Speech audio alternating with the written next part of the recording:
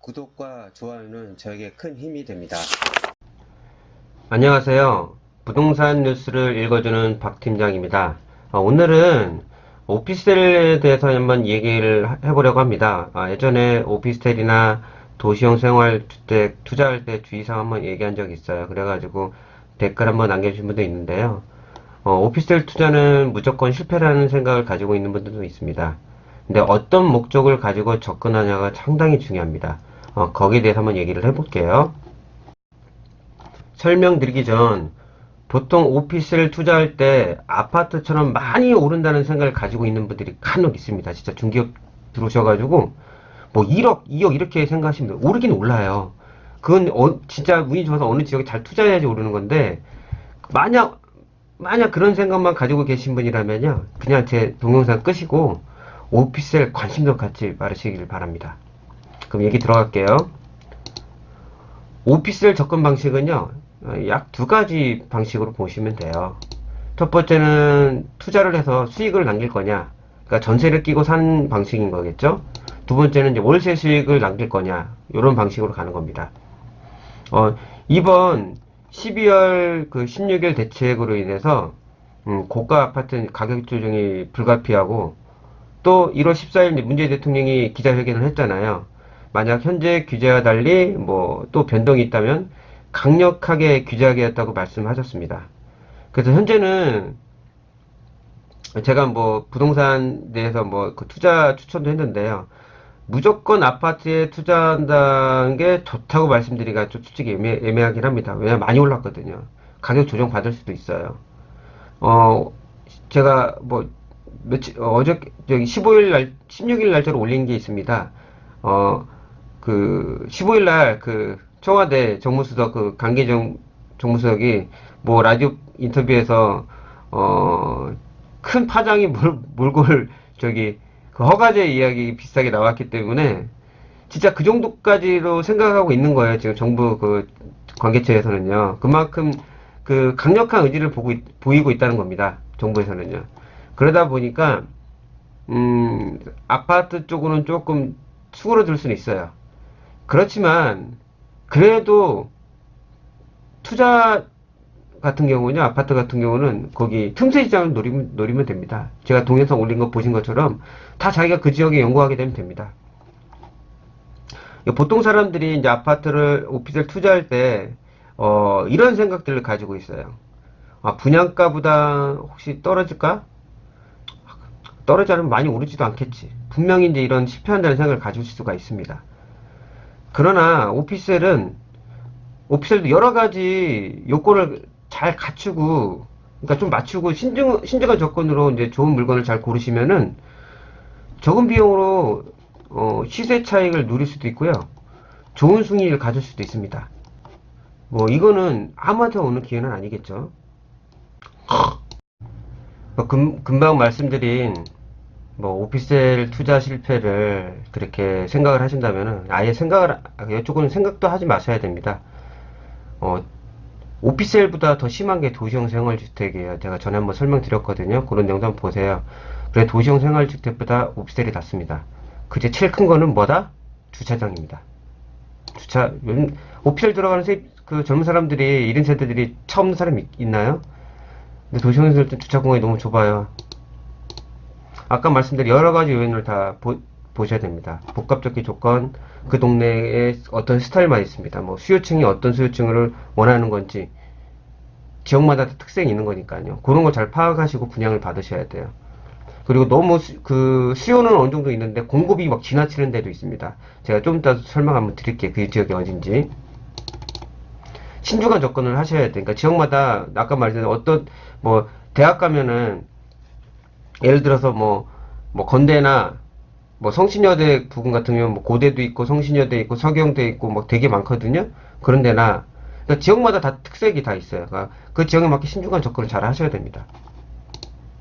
그러니까 시세 차익을 볼 건지 투자 수익을 볼 건지 아니면 좋은 수익을 남길 건지에 대해서 잘 하고 그러니까 이 생각을 가지고 이 접근을 해야 되는 겁니다. 이해하시겠죠?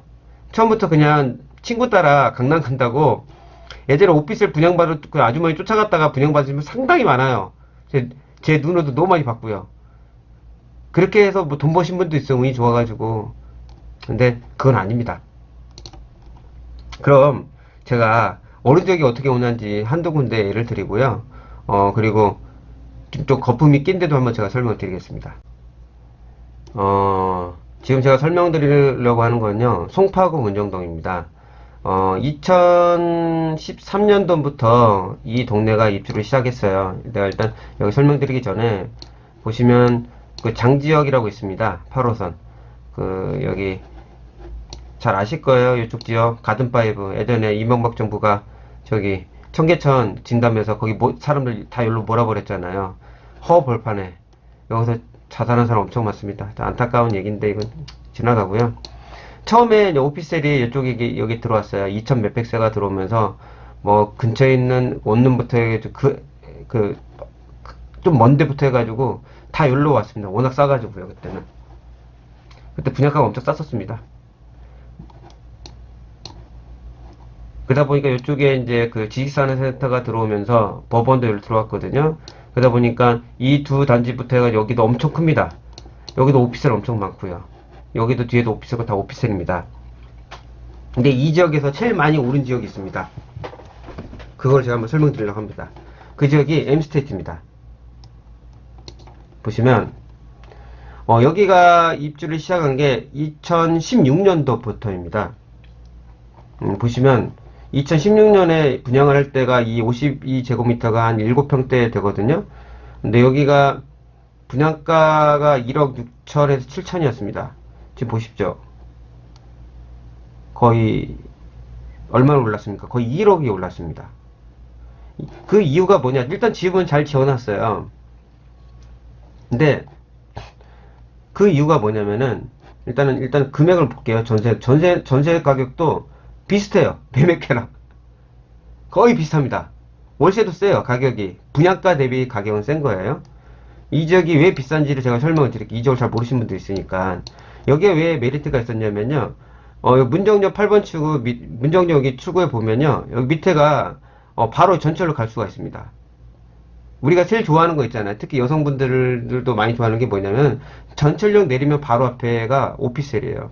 오피스텔 들어가기 전에 여기는 1층에 이제 지하거든요. 지하에 상가들이 엄청 많습니다.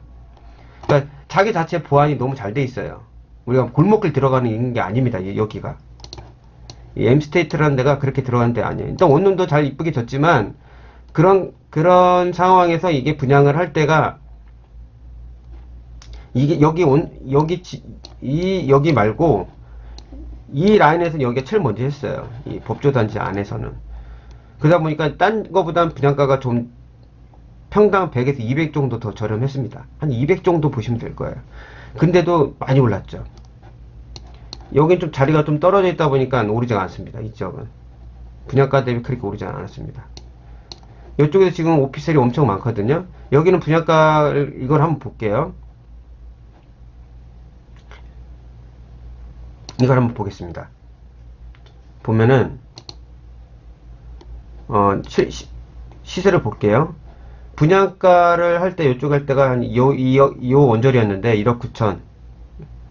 그때가 2016년이니까 입찰 때 보면은 그리 많이 오르지 않았습니다. 아직 여기 보면은 여기가 이제 지하철 이쪽으로 지하도로 뚫리거든요. 근데 여기 있는 땅이 지금 원래 한샘 땅이었는데 지금 이게 아직 지금 안 하고 있는 걸로 제가 알고 있어요. 이게 뚫려가지고 여기까지 가야 되거든요. 지하로 다니는데 지금 못 다니고 있습니다. 그 분양가 자체가 여기보다 좀 높았어요. 그러니까 나중에 얘네들이 이제 할 때 한참 이제 붐이 일어났을 때거든요. 이제 모든 부동산은 붐이 일어났어요. 아파트든 상가든 오피스텔이든 분양만 하면 다 잘 됐어요. 그러니까 뭐 작전 짠 것도 있고요. 그리고 나중에 한번 그런 거 시간 한번 잡으면요, 제가 썰 한번 풀어드리겠습니다. 제가 오늘 설명드린 건 M스테이트 설명드리려고요. 보시죠, 이거 많이 올랐죠. 그러니까 이렇게 조금 이 지하도 뚫리는 것까지 생각하고 이제 분양받으신 분이라면 그분은 진짜 현명하게 선택하신 거예요. 여기는 입주할 때부터 제가 다시 볼게요. 입주할 때부터 이 제일 작은 평수대가 2억 2천, 2억 3천이었습니다. 5천, 6천, 처음에 피가 500, 1000에 시작하다가 입절 때는 4, 5천 올랐어요. 지금 좀 더 오른 겁니다. 그만큼 여기는 그런 안전성이 있었던 거예요. 여기 뭐 직장인들도 있지만요. 그런 이제 접근을 한 겁니다. 이분들은. 다음은 이제 마곡입니다. 마곡도 엄청났죠. 뭐 아파트, 상가, 오피스텔 뭐 난리도 아니었습니다. 진짜 엄청났습니다. 그 중에 하나가 이제 여기 마곡나루역인데요. 여기 마곡나루역 바로 앞에 있습니다. 이쪽에요. 여기가 이제 거의 이제 3년 된 거예요. 3년. 한참 이제 붐이 일어나서 한 거니까요. 여기서 시세 차이 보면 깜짝 놀라십니다. 보이시죠? 여기 공항하고 여기는 W역세권입니다. 아까 거기 문정동도 그 8호선 바로 연결됐잖아요. 거기가 만약 호선이 8호선이 그렇게 인기가 있지가 않아요. 8호선이 아니었고 만약 뭐 9호선이나 2호선이나 만약 껴 있었잖아요. 더블 이상 올랐습니다. 8호선이라 한계가 좀 있었던 거예요. 그 전철역도 그런 게 있습니다. 우리나라는 3579예요. 일단 3579. 그 다음에 2호선 이렇게 가는 거예요. 3579. 다 강남과 여의도를 껴있어야 됩니다. 8호선 그게 안 가거든요. 조금 더 지나고 전철 연계선이 더 많아지면 모를까 지금 좀 많이 그 노선이 너무 적어요. 그런 한계점이 좀 있습니다. 이걸 볼게요. 작은 평수만 보겠습니다. 이 처음에 여기 1억 이쪽 분양되다가 2억 2천까지 올랐어요. 뭐 중간 평수만 봐도 거의 여기도 1억 올랐습니다. 생각보다 마곡이라 좀 외진다고 생각하잖아요. 강서구 쪽이니까 여기도 상당히 많이 올랐어요. 뭐 전세가도요. 이 작은 평수를 한번 볼게요. 매매가랑 거의 큰 차이가 없습니다. 여기 좀 비슷합니다. 그만큼 전철역에 가까운 곳은 전세나 매매나 강력하게 올라갑니다. 일단 그 오피스텔을 분양받으려면요. 첫째도 둘째도 보다 전철역에 가까워야 됩니다. 전철역에서 도보로 뭐 한 10분 거리다. 일단 메리트가 무조건 떨어집니다. 무조건 앞에 있어야 돼요. 최소 못해도 2분, 3분 거리여야 됩니다. 바로 앞에 있으면 너무 좋고요. 다음을 보겠습니다. 신설동입니다. 여기가 원래 오피스텔이요. 많지가 않았어요. 지금 이제 오피스텔 뜰 건데요. 지금 엄청 많거든요. 다시 오피스텔만 줄일게요. 너무 많아서 제가 설명드리기 헷갈립니다. 원래 그 신설동역이 1호선하고 2호선은 환승역이에요. 그래서 옛날부터 뭐 80년 그때 옛날부터는 여기가 워낙 뭐 유흥 쪽에 일하신 분들이 여기 너무 많이 살았어요. 왜냐면 교통편이 너무 좋다고요. 그 후로도 오피스텔이 뭐 여기 보시면 동양 8일부터 해가지고 요 뒤쪽에도 여기 오피스텔 좀 있습니다. 요쪽에도 있고 요쪽에도 있고. 근데 여기 이 뒤쪽 편을 보시면 제가 이 설명드린 요쪽 뒤쪽 편이 원래 공장이 많았어요. 요쪽이요. 그리고 사람들이 요즘 아시겠지만 뭐더라 저기 거기 도깨비 시장 있죠. 여기가 도깨비 시장으로 되게 유명한 데입니다. 이게 도깨비 시장이 여기까지 흘러갔어요. 지금요. 여기까지. 여기가 도깨비 시장입니다. 근데 여기가 예전에 공장으로 돼 있었으면 여기가 상업지역이었어요. 그래서 한참 그 이명박 정부 때 항상 말썽입니다. 그 사람 때문에. 그 사람이 주차장 완화시켰었어요. 주차장을. 그래서 원룸 엄청 많이 짓고요. 그 도시형 생활주택이 우후죽순 생각났습니다. 그때부터 시작된 게 이 동네입니다. 그때부터 여기 건설업자들이 잠시만요. 집 밖에 소리가 나가지고요.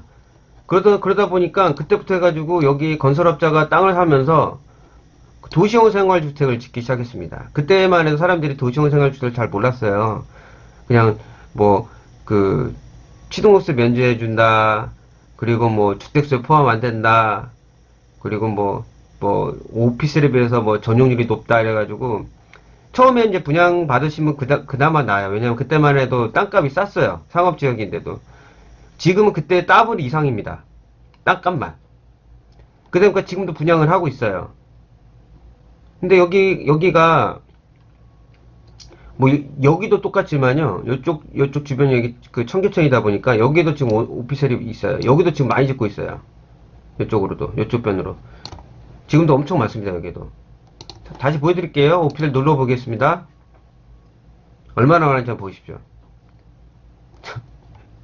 엄청 많습니다. 여기는 동네가 틀리니까요. 여기는 저기 황학동 쪽이 여기 뉴타운 쪽에 보면 오피스텔 많거든요. 여긴 제가 이 동네만 설명하더라도 여기가 지금 엄청 많이 짓고 있습니다. 이 사람들이 여기 왜 오피스를 지면서 이렇게 많이 지면 뭐 공급이 너무 많아서 안 되는 거 아니냐. 여기가 이제 그 동대문 많이 가깝다 보니까 동대문 시장 사람들이 좀 많이 살아요. 그리고 그 외쪽으로 요즘 이제 그 외국에서 이제 그 중국 분들이나 동남아 사람들이 많이 오면은 다 동대문 옷가게를 이용합니다. 그러다 보니까 이쪽에 그 에어비인가 그 에어비인가 뭐 있잖아요. 거기 그 외국 놀러 갈 때 뭐 쓰는 거 있잖아요. 숙박 그런 것도 되게 많아요. 하나 두 개 받아가지고 개조해가지고 노는 데가 있거든요. 그러다 보니 이거 우후죽순으로 생겨났습니다. 여기가 땅가 생각보다 쌌거든요. 그러니까 그걸 사가지고 엄청나게 짓는 겁니다. 얼마 전에 어떤 분 원룸 지인분이 이쪽에 하나 분양받으려고 생각하더라고요. 절대 가지 말라고 했습니다. 너무 많아요. 생각보다. 많은 것보다 더 중요한 건 뭐냐, 분양가가 너무 많이 올랐어요. 생각보다. 초창기 분양받은 사람들은 얼마나 좋겠습니까? 여기 동양 8일빌이 되게 오래됐거든요. 근데도 여기 임대 잘 나가요. 싸서. 여기서 가깝거든요. 근데 이쪽에 중간에 있는 것들은, 여기는 그나마 오래됐지만 그래도 주차장이 그래도 자주식이에요. 이 중간들 보면 이제 진짜 여기 분양받았던 사람이나 여기 이제 한번 들어가서 보시면 도시형 생활주택이 많아서 다 기계식 주차장이에요. 제가 뭐라고 했어요? 기계식 주차장은 무조건 망합니다, 나중에. 감가상각이 되잖아요. 오피스텔도 5년에서 한 7년 정도 있으면 파시는 게 좋아요. 그러니까 요즘 잘 지니까 10년인데 한 7년에서 8년 정도 지나면 파셔야 돼요. 왜냐면 주택 임대 사업자를 등록하게 되면 4년인가 5년 지나면 취등세가 이제 그 받았던 거 다 없어집니다. 기간이 그 주택 임대 사업자 하면 5년 아니면 8년인가 있거든. 4년인가? 그 기간 지나면은 파셔야 돼요. 갈아타시는 게 좋습니다. 싼 거 찾으셔야 돼요. 분양받는 거. 어차피 세입자들은 새 집들을 갈구해요. 7년, 8년 지나면은 그냥 헌집이랑 똑같아요. 그래도 여기는 집이 좀 잘 지어서 그래도 좀 잘 나가는 편이었는데 지금 많으니까 어떻게 되는지 잘 모르겠어요. 제가 이 지역을 설명드린 거는 뭐 비하는 게 아니라 저는 이 동네를 너무 잘 알아요. 제가 이 동네 출신이거든요. 오래 살았어요. 지금도 거의 근처 살고 있고요. 너무 많아요. 왜냐면 땅값을 비싸게 주고 사니까 분양가를 높일 수밖에 없거든요. 예전에 초창기 할 때는 그나마 쌌어요. 근데 그 다음에 더 안 좋은 거는 여기 오피스텔도 뭐 들어오겠지만 도시형 생활주택이 되게 많거든요. 그런 거 분양받으시면 쫄딱 망하십니다. 쫄딱 망이라 진짜 개고생 하십니다. 그러니까 아까 말씀드린 신중한 접근을 하셔야 되고, 이 지역에 있으면 포인트를 아셔야 됩니다. 이 지역은 아파트 그 지역이 아니에요. 저기 뭐 수요층이 뭐 아파트나 이런 게 아니라 거의 다 동대문 쪽입니다. 그나마 뭐 여기 가까워서 1호선 라인을 사용하시는 분도 있겠지만 여기 주 고객은 여기 동대문입니다. 거의 대부분. 거의 대부분이요. 뭐 전철에 도니까 이용하시면 되겠지만 여기 골목길 되게 많아요. 원룸이요. 오피스텔이. 뭐 학교 다니시는 분도 여기 사시는 분도 있지만은 주 고객이 이쪽입니다. 근데 너무 많이 졌어요. 어느 정도만 졌으면 제가 말을 안 하는데 계속 찌니까요. 그 늦게 분양받으신 분들이 나중에는 오르지도 않고, 그래서 오피스텔 뭐 사면 무조건 실패라는 생각을 갖는 거예요. 늦게 들어가면 안 됩니다. 그 지역에 초반에 들어가셔야 되거든요. 늦게 들어가는 거는 어차피 분양가 다 올랐어요. 여기 같은 경우는. 그래서 성공했던 지역과 그 아닌 지역도 있다는 걸 제가 설명을 드리는 거예요. 자, 금방 보셨듯이 문정동 엠스테이트 오피스텔 그 지하로 바로 8호선 그쪽으로 뚫려 있어서 여기가 인기가 상당히 많습니다. 일단 오피스텔도 잘 지었어요. 일단은 지하로 뚫렸다는 아주 장점이 있어서 여기가 금액이 좀 많이 올랐습니다. 그러니까 전철역이 가까우면은 바로 앞에 붙어 있으면 좋을 수밖에 없어요. 왕십리 가면 왕십역 그 바로 밑에 보면은 그 이수 오피스텔이라는 게 바로 붙어 있는 오피스텔이 있습니다. 그 11번인가 12번 출구 보면요, 그쪽에 바로 오피스텔로 들어가는 데가 있어요. 진짜 오래됐는데요, 거기도 인기가 상당히 많습니다.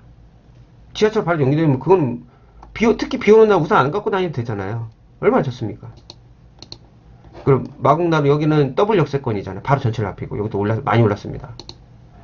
신설동 오피스텔은 그러니까 초반에 받으신 분들은 좋아요. 그때는 분양가가 싸니까. 그러니까 월세를 좀 적게 받더라도 수익이 나잖아요. 근데 몇 년 차이 안 나지만 비싼 데 들어가겠어요? 싼 데 들어가지? 그럼 그 수익률을 맞출 수가 없습니다. 분양하시는 분들이야, 뭐, 여기보다, 뭐, 저기, 뭐, 새 거니까 더 받을 수 있다. 극히 드뭅니다. 그 수요층이라는 게. 전철역 접근선이 제일 중요하고요. 이거는 뭐, 두말할 거 없죠. 그리고 직장인의 선호도를 보셔야 됩니다. 그 지역의 선호도가 틀려요. 아까 말한 신설동 같은 경우는 동대문층이 많아요. 직장인보다 보통 그 신설동에 짓기 전에는 어디에 많이 갔냐? 그 동묘에 계신 분들이 아니 그 동묘 쪽에 오피스텔 좀 있어요. 그쪽으로 다 몰렸었어요. 이 수요층의 선호도를 잘 구분을 하셔야 됩니다. 그 지역에 그냥 마냥 투자하시는 게 아니라 이 지역은 뭐가 있는지 그 컨셉을 잘 잡으셔야 돼요. 그래야지 내가 이거를 투자 수익을 갈 건지 월세 수익을 갈 건지를 결정을 내릴 수가 있는 겁니다. 그리고 물건지 그 지역 중에 낮은 분양가를 잘 찾으셔야 돼요. 그냥 뭣도 부동산 믿지 말고 요즘은 인터넷이 워낙 발달돼 있으니까 뭐 네이버 다음 말고도 직방으로도 보시면 대충 나오잖아요. 자기가 분석을 할 줄 알아야 돼요. 분양은 부동산 아무리 해줘도 부동산 책임 안 져요. 그러니까 이런 거 잘 보셔야 됩니다.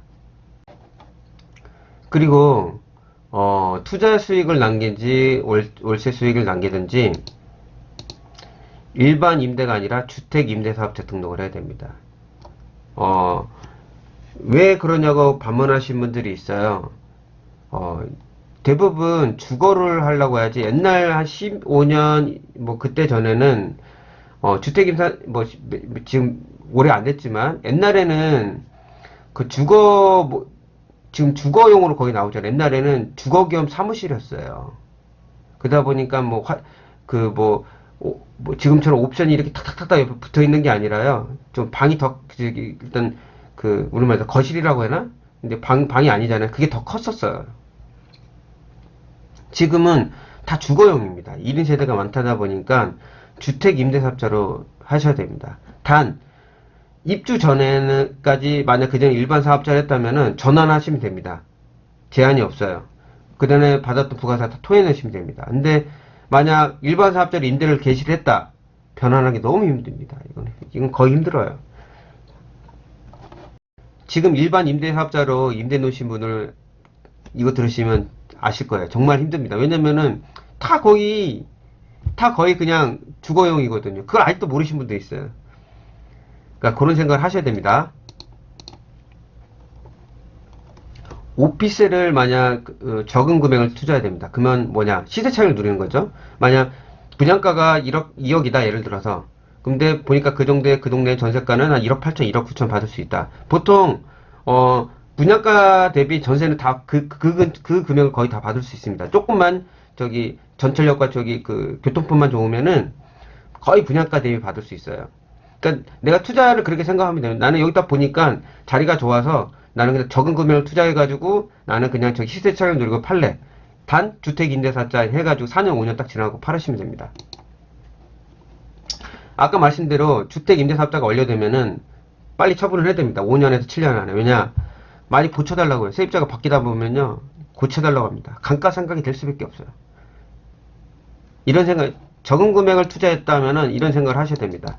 뭐 당연히 월세 수익이 남기신 분도 체인지를 해야 되겠지만 자리가 좋으면은 그냥 월세 계속 받으셔도 상관없어요. 그리고 뭐 투자 수익을 우리말 수익률을 올리시려면요. 어차피 대출은 무조건 많이 받아야 됩니다. 대출은 무조건 많이 받아야 되고요. 그리고 최대한 대출을 많이 받지만 이건 있어요. 분양을 받을 때 제일 좋은 거는요. 높은 층도 좋지만 별로 시간 지나면 층수 상관은 없습니다. 월세가 거의 다 똑같아요. 좋은 거는 층수는 상관없는데 뭐를 조금 따지냐? 향을 따져. 향과 전망. 층수는 크게 상관이 없어요. 대로변이면 안 좋아요. 시끄러워가지고. 그러니까 뭐 다 대로변이나 안 좋은 건 아니지만은 예를 들어 서울은 아니지만 성남에 그 수진역이 있어요. 그 수진역 푸르지오라고 있는데 거기는 대로변인데 대로변이 좀 멀어요. 그러다 보니까 맞은편에 있는 집과 거리가 되게 멀습니다. 그러다 보니까 전망이 되게 좋거든요. 거기 그래서 인기가 많았어요. 남양도 인기 많아지면. 층수는 상관없지만 향은 중요합니다. 그래서 되도록이면 높은 층 말고 낮은 층을 사세요. 높은 층으로 올라가서 분양가 올라가잖아요. 그러니까 너무 낮은 층 말고 한 4층, 5층, 7층까지 괜찮아요. 거기까지만 사셔도 좋아요. 높은 층 올라가봤자 분양가 높아고 나중에 팔기도 힘들어요. 수익률도 낮고 어차피 월세 똑같은데 뭐하러 높은 층 갑니까? 그런 착각에 빠지시면 안 됩니다. 아셨죠? 또 이렇게 얘기하신 분이 있어요. 아, 처음에 분양을 받아가지고 이제 입주하다 보니까 높은 층부터 나가는데, 아, 같은 금액이니까 높은 층은 나갑니다. 보통 높은 층 좋아하니까요. 근데 어차피 이제 입주 기간 끝날 때는 되잖아요. 다 나가요. 걱정하지 마세요. 저 부동산 17년, 15년 넘게 해서 한두 번 받겠습니까? 입주장만도 해도 5년, 7년 이상 했습니다. 걱정하지 마시고, 최대한 낮은 층 사셔서 적게 분양가를 받으시고 나중에 팔 때 그걸 다 이익을 누릴 수가 있습니다. 보통 이제 하다 보면요. 이제 투자 지역을 제가 이제 설명드린 거예요. 제가 전에 그 부동산 이제 투자했잖아요. 뉴타운 같은 데에서 이제 영도포역을 한번 설명드린 적이 있습니다. 영도포역은요. 일단은 지금 지가가 생각보다 낮아요. 그리고 그 오피셀이 생각보다 좀 덜 있고요. 그쪽에 지금 이제 그 재개발이 진행 중입니다. 그러면 이 아파트 이제 지가가 올라가기 시작할 겁니다. 지금 거기 그 2013년도인가 2014년에 입주한 그 고가 및 로타리에 센트럴 푸르지오가 있어요. 거기 같은 경우는 그 전세가하고 거기 매매가가 큰 차이가 없습니다. 지금 5년, 6년, 7년 지났거든요. 근데 만약 이게 뉴타운이 다 들어온다고 치면 거기는 지금도 좀 많이 좀 올랐는데 더 오를 거예요. 아마 그 인터넷 찾아보시면 그 영등포역 바로 옆에 그 타임스퀘어 있잖아. 그 옆에 보면은 로타리 보면 센트럴 푸르지오라고 있습니다. 그게 좀 있으면 더 오를 수도 있어요.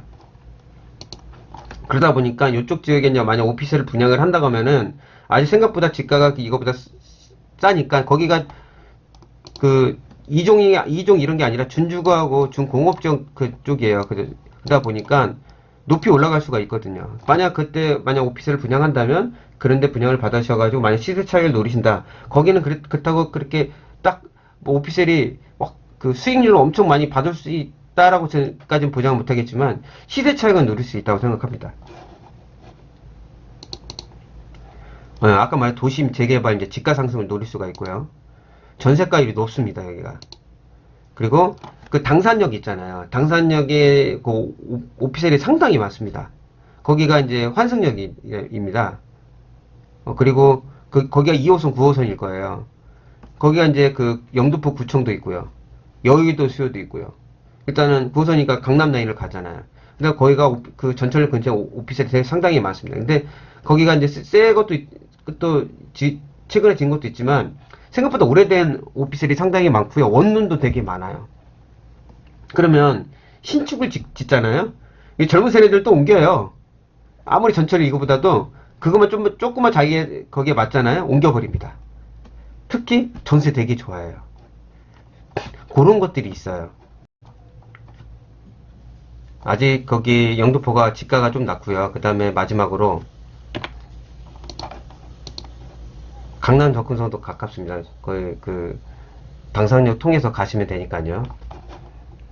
영등포역도 이 지가 아까 말씀드린 투자식으로 하기가 참 좋은 동네예요. 아직까지 생각보다 많이 오르지가 않았거든요. 그 다음에 뒤에 이제 아파트까지 같이 들어오면 주상복까지 들어오면 이제 그러니까 동네가 어울리면 특히 좋은 거거든요. 제일 좋은 건 전철역 가까운 건 좋지만 그렇지 않더라도 그 같이 어울리면서 땅값이 올라가면 오피셜도 같이 올라갑니다. 그런 데가 많이 봤습니다. 그 옆 동네도 지나갈 수는 없겠죠. 당산역 같은 경우는 뭐가 좋냐면 일단은 더블 역세권이에요. 그리고 여의도하고 강남에 이제 수요층들이 있습니다. 그리고 옆에 그 구청이 있고요. 이러다 보니까 직장인들 수요가 상당히 많아요. 그리고 여기가 아직 생각보다 지가가 많이 오르지 않았기 때문에 그 시세 차이, 그러니까 전세가율이 여기 상당히 높아요. 더블 그러니까 직장인들은 전세로 많이 들어가려고 하잖아요. 그러다 보니까 분양 웃긴 게 오피셀은 안 사요. 근데 오피셀 매매가에 비슷하게는 전세 주고 또 살아요. 참 아이러니한 게 어디가나 똑같습니다. 그러니까 더블 역세권 직장인들도 있어요. 그 다음에 전세가율이 높습니다. 그리고 지가가 아주 저렴합니다. 그러니까 영등포나 당산역 같은 경우는 그런 컨셉으로 가시면 돼요. 시세 차익으로. 요런 거 제가 좀 권해드리는 겁니다. 아직 요쪽은 괜찮아요, 생각보다. 다음 보겠습니다. 건대입니다. 건대는 이제 그 건대 입구역 있고요. 건대 입구가 좀 더 좋죠. 근데 그 학생들이 많이 건대 입구 쪽 말고 그 어린이 대공원역 있습니다. 거기 후문 쪽이 건대 쪽 그 학생들이라 어린이 대공원 쪽에 사람들이 잘 모르는 그 세종대가 바로 앞에 있어요. 근데 저는 이제 업을 하니까 하나 설명드리면 그 투자하는 사람 이걸 알아두시는 게 좋은 게 이 건국대학교하고 세종대학교는요. 저기 그 기숙사를 잘 못 져요. 지을 수가 없어요. 땅값이 너무 비싸가지고 기숙사를 못 짓습니다. 뭐 다른 데하고 틀려. 여기 뭐 대말 일도 없어요. 질 땅이 없습니다. 그러다 보니까 여기 같은 경우는 건대는 5대 상권이잖아요. 그러다 보니까 사람들이 엄청 많습니다. 거기는 학생들뿐만 아니라 그냥 직장인들 수요, 그리고 거기 알바하는 애들도 많이 살고요. 그리고 가까운 그 길만 건너면 강남입니다. 강남에 거기 그 오피스텔이 비싸다 보니까 넘어오신 분들도 많아요. 그러다 보니까 요즘도 많이 짓고 있습니다. 근데 제가 항상 말씀드리는 게 뭐죠? 도시형 생활주택은 죽어도 사지 마십시오. 이거는 언젠가는 피보입니다. 저는 항상 권유해요. 저는 이거 분양받으라고 나 그거 수수료도 안 받습니다. 안 해요. 오피스텔을 있는 걸 오피스텔 분양 받으셔야 돼. 지금 건대도 지금 분양 엄청 하거든요. 제발 도시형 생활주택 사지 마세요. 오피스를 받고 내 걸로 해가 주차를 우리 세입자한테 줄 수 있는 걸 꼭 봐야 돼요. 그래야지만 가치가 있습니다. 건대는 너무 좋은 게 직장인 수요, 그리고 강남권 수요도 받을 수 있고, 그리고 건대 학생과 세종대까지 받을 수 있습니다. 이런 데는 굳이 여기는 투자 수익으로 가는 게 아니에요. 월세 수익으로 가는 겁니다. 집안만 관리 잘해주면 주기차게 받을 수가 있는데요. 5대 상권입니다. 초역세권이죠. 뭐 이건 두말할 거 없이 나라가 망하지 않은 이상 건대는 망하지 않습니다. 건대 입구역은 세종대학교와 건국대학교가 있습니다. 강남 접근성까지 너무 좋죠. 그러다 보니까 조금 비싸도 그만큼 값어치를 해 수익률이 나와요. 여기는요. 그리고 공실률이 좀 떨어집니다.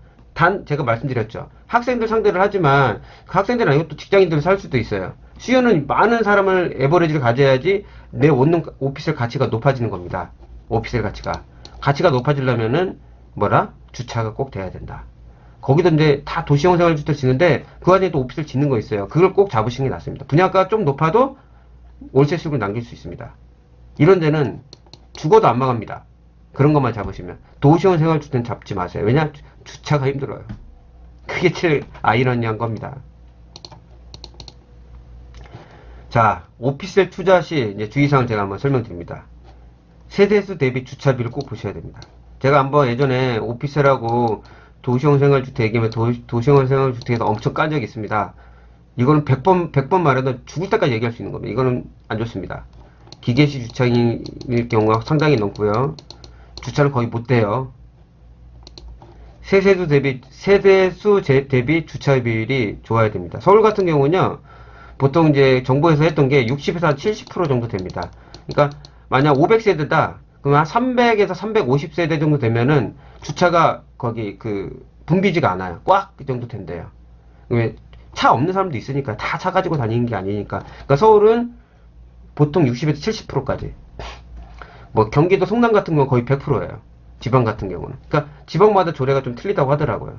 근데 도시형 생활주택은 만약 예를 들어서 200세대 짓잖아요. 제가 알기로는 50대도 안 돼요. 50대도 안 되면 몇 프로입니까? 30%도 안 돼요. 그러니 주차 있는 사람이 못 들어오는 거예요. 에버리지가 줄어들 수밖에 없는 겁니다. 제가 아까 말씀드렸죠. 층수는 낮아도 남양입니다. 분양가가 낮아요. 낮은데 남양이면 더 좋아요. 오늘 남양 많이 따지니까. 그리고 투자지역 수요와 공급 비율을 잘 보셔야 됩니다. 아까 제가 말씀드린 신설동 같은 경우는 수요는 있어요. 동대문 수요는 있는데 공급이 너무 많아졌어요. 많아지다 보니까 땅값도 올라가죠. 그러다 보니까 분양가가 올라버렸어요. 단 건대 같은 경우는 망하진 않습니다. 이거는 이 학교라는 그거는 이 학교가 망하지 않은 이상 학생들은 계속 들어와요. 지방에서도 올라오고 그 수요층이 끊임이 없단 말이죠. 거기다가 직장인에다가 거기 근처에서 일하는 사람에다가 강남 애들까지 다 오는 겁니다. 신설동과 비교가 안 되는 지역입니다. 이걸만 비교해도요. 아시겠죠? 그러니까 뭔가를 그 오피스를 꼭 투자하면 망한다는 거는 주위에 그걸 모르고 투자한 사람이 망한 사람이 너무 많아가지고 투자하면 무조건 실패한다고 생각합니다. 아까 보십시오. 문정동 M스테이트나 마곡에 있는 마곡나루 그쪽 같은 경우는 보타 갑자기 또 까먹었는데요. 오르는 지역은 오릅니다. 그 영등포에 센트럴 프리지오 지을 때는요. 처음에는 거기 없었어요. 앞에 다 재래시장 있고요.